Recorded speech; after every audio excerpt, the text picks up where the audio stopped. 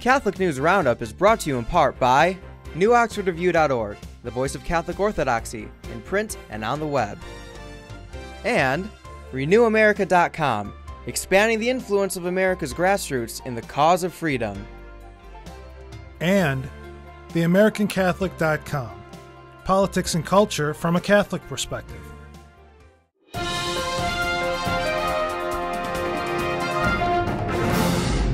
Hello and welcome to today's edition of Catholic News Roundup. I'm Michael Voris.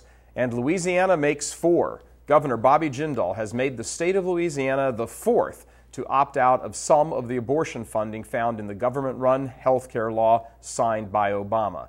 The Louisiana Senate passed its opt-out bill 28-3 after the House also approved it by a very wide margin.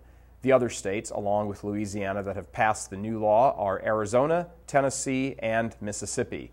The law exempts the state from the abortion mandate in the recently enacted federal health care reform, also known as Obamacare.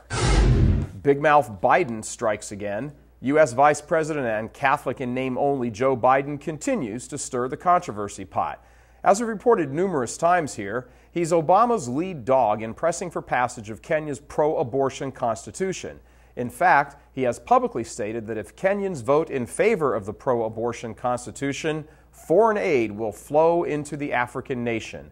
However, when asked by a reporter about pro-life forces in the United States trying to help fund priests and ministers in Kenya to have the pro-abortion law defeated, he said that pro-life activity was, quote, one of the drawbacks of democracy.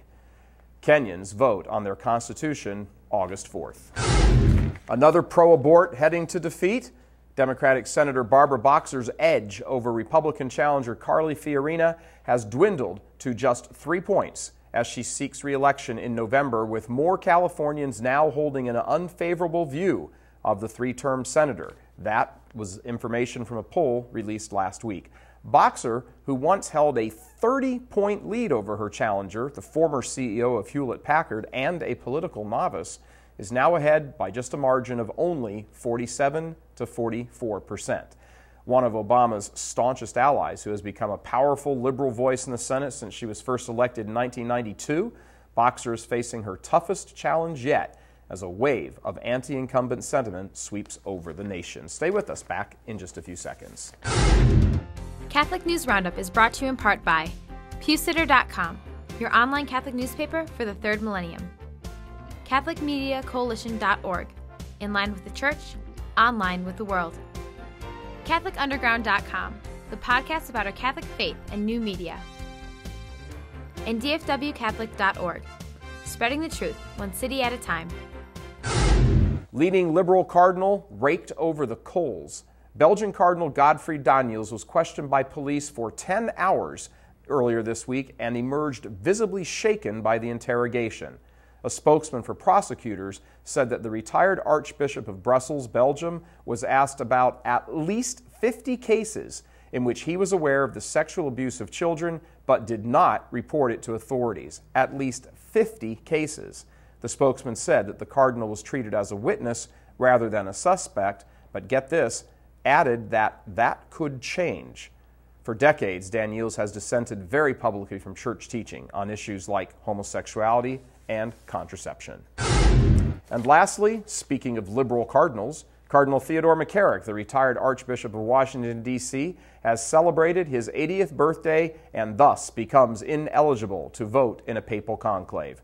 A native New Yorker, Cardinal McCarrick became a priest in 1958 and eventually Archbishop of Washington, D.C. in 2000. This now drops the number to 107 members of the College of Cardinals eligible to vote in a papal election.